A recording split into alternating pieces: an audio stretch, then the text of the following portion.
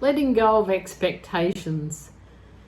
I had this request earlier this week and I've been thinking about it and how expectations, oh my goodness, where that takes us on our path here with life, business, friendship. My goodness, everything can be, and well, mostly is governed by expectations. This is Mary Scott, and welcome.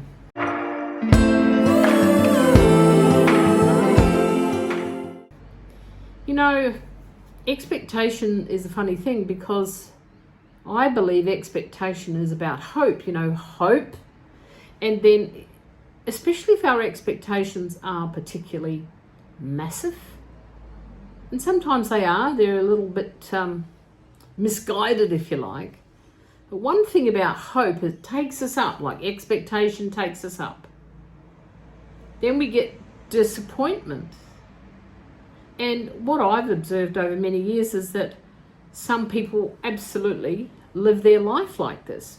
Hope, disillusionment. Hope, disillusionment. Or if you like, expectation, disappointment. And it goes like that all the time. So there's a tendency to live your life on the highs, and then when you hit the lows, how do I recover from that? How do I get up again? And expectation is alive and well. And culturally speaking, there's expectations everywhere. You take your children to school, there's expectations of them learning, them doing well. Then you've got all those other things like after school programs, gymnastics, swimming, karate, whatever it is. There's expectations.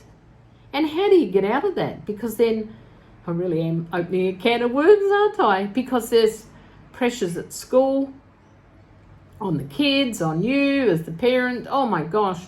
And then we become adults and we transfer some of our expectations to our business life. We expect that we will earn this much. We will expect we'll have this many hours to put into our business. So I think maybe this needs to be about managing your expectations and monitoring. Maybe managing and monitoring is a good way to approach this, because there's a fine line, isn't it, to having excessive expectations and then come crashing down with the disappointment. But I think there needs to be some expectations about yourself, how you'll operate, what you do, your commitment to yourself. Oh my goodness, there's all sorts of things. I think though, you need to manage the expectations. Now this part, for most, is easy to manage. It's exciting, you're going up, you climb to the top of the mountain, and there's that huge, it's wonderful, I'm here. I've got to walk down now. And most of us quite happy to go up, but I'm not sure about that coming down. So you need to manage it.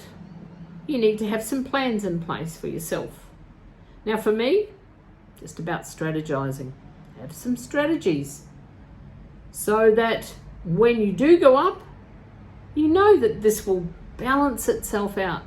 Now this is particularly important for people who have those big ups and those big downs, because those downs can be dangerous for some. Can really put you in quite a state, and it can disconnect you not only from your business, your personal life, your relationships, those that are important to you. And it's in this going down, and particularly at the bottom, that you need to manage. Now, how do you do that? I believe journaling is a good place to start, so that can be one way of managing your expectations. Number two is create ways, because one of the things about expectations is it has a lot of energy, the excitement, and then, even when you achieve goals, have you ever noticed, high competitive sports afterwards, people are just standing around or lying on the ground going, oh my gosh, It takes a lot just to go, oh my gosh, we did it. You know, think of the Olympics. It's a 4-year process. So I think that your mindset needs to be clear. So journaling, good mindset, and be willing to examine your expectations. And maybe just let them go. In fact, maybe it's about not having expectations. Just having a considered approach. Oh no, maybe I'm talking about mediocrity. No, I don't believe I am.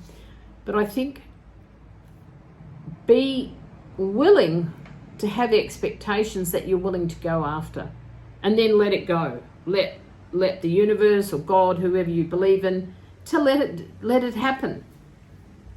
And you know, you can always have another go. Going up there and not succeeding and coming down again doesn't mean that's the end of it. And in some respects, I think it's good to have expectations, particularly of yourself. Because expectations are often about our ability to achieve, our ability to do something, our ability to be able to tick that thing off. You've just got to watch that you're not hyper vigilant about it. And what I mean by that is that your focus is not all about that. So manage your expectations. Do some journaling about it. Be prepared to process it a little bit. Because if you fail to manage your expectations, you know, you might actually miss out on a very successful event. When I say miss out, you may not be able to celebrate it because your expectation was so high that even though you became successful at whatever it is, it wasn't what you expected. So, journaling. Be able to manage your mindset. Do some meditation. Do some goals that are clear. You know, it's always good to have that hairy, audacious one, isn't it?